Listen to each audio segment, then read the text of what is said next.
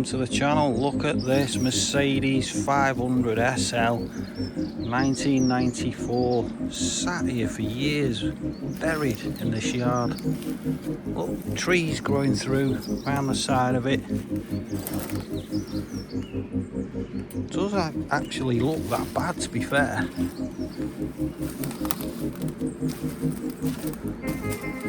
As you can see, it's been sat here a while. The AMG replica wheels on there. As you can see, guys, I can't get into the bonnet area because the trees are all growing around it. E30 there, that's completely buried.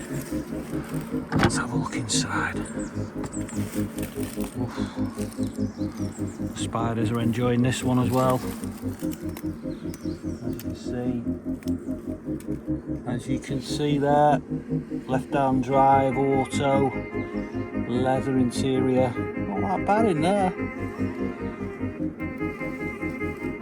Let us know what you think of that one.